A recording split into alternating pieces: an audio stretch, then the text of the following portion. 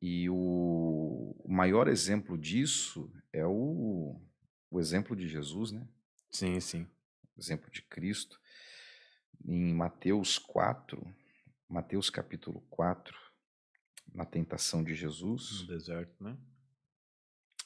Meu, esse texto nossa, me fascina, me fascina.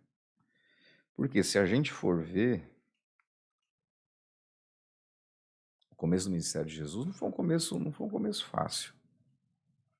Então, Jesus foi batizado ali nas águas do Jordão, né, quando começa o seu ministério. Sim, sim. Ainda que seja o personagem mais importante da Bíblia, Jesus é o personagem mais importante da Bíblia, só que a gente não tem tantas informações sobre a vida completa de Jesus, Sim. né? Então, o que a gente vai ver ali no começo é o seu nascimento, a fuga para o Egito, Jesus com 12 anos no templo e acabou. Então, 18 anos de anonimato ali, que existe toda uma questão extra-bíblica aí no meio.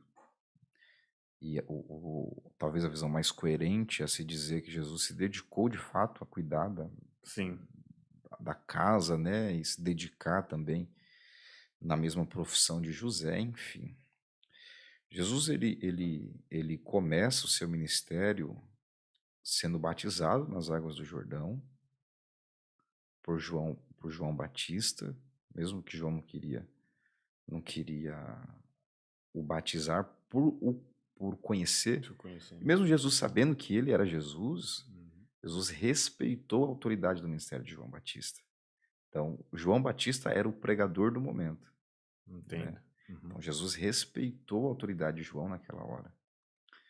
Jesus vai ser batizado, e a questão do batismo de Jesus não é porque ele tinha pecado ali, ou porque ele levou. Eu ouvi isso de um pregador. Vigília. Jesus foi batizado porque estava levando os pecados da humanidade. Mas se ele está levando os pecados da humanidade num batismo, Ué, a crucificação, anulou a classificação? Como assim, né? né? Para que serve a crucificação? Mas Jesus tá indo para o batismo para dar exemplo, para dar exemplo e mostrando para nós o real significado do batismo, que não é perdão de pecados, ali é sepultamento do velho homem. Jesus estava, naquele momento, deixando para trás aquilo que ele viveu até aquele presente momento. Então, seus 30 anos que ficaram para trás ficou. Então, começa uma nova etapa no ministério de Jesus. Ali também aponta para o que iria acontecer depois de 3 anos. Ali é sepultamento. Jesus entra na água, a sua morte. Jesus sobe, a sua ressurreição. Entendo. Então, ali também aponta para a morte e ressurreição de Jesus. Na ocasião do batismo, a Trindade se manifesta, né? O Espírito, em forma corpórea de pomba, o Pai estava ali e Deus se manifesta. Eis aí, meu filho amado, em quem eu tenho prazer. E é depois dessa ocasião, Jesus vai começar um propósito. Jesus vai começar um propósito. Então, eu me espelho muito no ministério de Jesus, exatamente por causa disso. Ele não foi até o público. Primeiro, ele cumpre o que deveria ser cumprido ali. Ele começa um ministério local ali, dentro da igreja, né? Embora não existia igreja, Sim. mas ele está ali fazendo como deve ser feito. Ele vai se preparar. Ele vai jejuar 40 dias e 40 noites. Depois que ele jejua 40 dias e 40 noites, não é o suficiente. O Espírito vai lhe conduzir para o deserto. O Espírito não conduz ele para o público. Olha, O Espírito conduz ele para o deserto. é forte, hein? Então ele passa os 40 dias de propósito, o Espírito vai conduzir ele para o deserto. E qual é a primeira imagem que vem para nós quando nós ouvimos a palavra deserto? É dificuldade, lugares áridos, né? Difíceis. Sim. E de fato é. Tanto que é no deserto que Jesus vai sentir o peso do seu propósito. Porque no deserto ele vai sentir fome. É o peso do propósito. Ele jejuou 40 dias e 40 noites. No deserto, ele sente o peso do propósito que ele fez. O interessante é que essa palavra conduzir significa literalmente ir junto. Então ele vai para o deserto, só que ele não vai sozinho. Jesus faz o seu período de propósito de 40 dias, só que o Espírito não está com ele só no propósito. O Espírito vai com ele para o deserto. Muito bom. Um lugar de dificuldade, um lugar árido. Ele é Jesus, mas não está sozinho. Glória a Deus. Então, embora ele sinta o peso do propósito no deserto, porque a fome é exatamente o peso do propósito, ele não está sozinho. Por mais que o Espírito conduziu ele para ser tentado, ele não está sozinho. O tentador aparece. O diabo vai aparecer aqui, todos nós já sabem, né? É o desafio de transformar a pedra em pão. É o monte que ele apresenta todo o mundo, o alto do pináculo, enfim. Porém, o interessante é a primeira parte que o Satanás aparece para ele e diz: se tu és o filho de Deus, transforma essas pedras em pães. A sua resposta vai usar um texto de Deuteronômio, nem só de pão vive o homem, mas de toda palavra que sai da boca de Deus. Porém, o importante no texto, ou dentro desse versículo, não é o pão e a pedra, ou a pedra e o pão, mas sim a forma com que Satanás vai abordar o Cristo. Em outras palavras, ele está dizendo assim: me prova que você é filho, transformando a pedra em pão. Então ele estava desafiando Jesus a mostrar sua divindade. Só que o pão e a pedra não é importante. A resposta de Jesus foi qual? Eu vivo daquilo que Deus fala sobre mim. Não é isso que ele diz? Sim. Então Satanás diz: se você é filho, me prova que você é.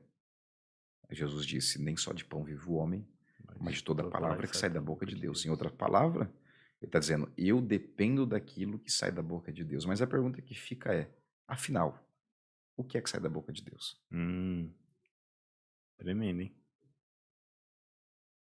Aí a gente precisa voltar um pouco mais. Você vai entender isso aqui. Quando a gente volta lá no batismo de Jesus, a Trindade vai se manifestar. O Filho está ali. Sim. O Espírito se manifesta em forma corpórea de uma pomba. E Deus também vai se manifestar. Certo? E o que é que Deus faz ali? O que é que Deus disse? Eis aí o meu filho amado em quem eu me comprazo. Então, o que saiu da boca de Deus? Eis aí o meu filho amado em quem eu me comprazo ou em quem eu tenho prazer.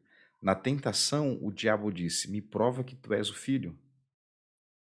E transforma a pedra em pão. Nossa, verdade, hein? Aí Jesus disse: eu não preciso provar nada, porque eu dependo daquilo que sai da boca de Deus. E o que ele disse lá? E o que é que sai da boca de Deus? Tu és meu filho. É forte, hein, varão? Muito bom. Em outras palavras, Jesus está dizendo: eu não preciso provar nada para você. Se Deus falou ao meu respeito, está falado. Meu Deus. Então, a base do meu ministério é exatamente isso. Não preciso provar nada para ninguém. É forte, hein? Se Deus falou que eu sou e acabou, irmão. Não preciso dar carteirada em ninguém. Não preciso falar da igreja A, igreja B, igreja C. Não preciso mostrar se eu sou rico, se eu sou pobre. Enfim, se Deus falou que eu sou, eu sou.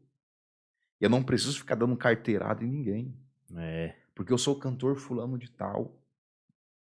Porque eu gravei não sei quantos CDs, não sei quanto DVD, embora não é mais o tempo, mas eu tenho um Spotify, eu tenho não sei quantas visualizações no Instagram, tenho não sei quantas visualizações no YouTube, irmão. Tô me lixando por que você tem. É verdade. Não preciso provar nada para ninguém. Porque se Deus falou que eu sou, acabou. Isso. Tremendo, hein? E a estratégia que o diabo usa no começo do ministério, que aqui está começando o ministério, é a mesma estratégia que ele vai usar no final do ministério de Jesus. A mesma estratégia que ele usa no começo do ministério de Jesus é a mesma que ele usa no final. Jesus está na cruz. Ladrão. E aí as pessoas começam a passar e manear a cabeça, como diz a Bíblia. Aí uns começam a dizer: se tu és o Cristo, Filho de Deus, desce da cruz, escapa-te pela tua vida. É a mesma estratégia.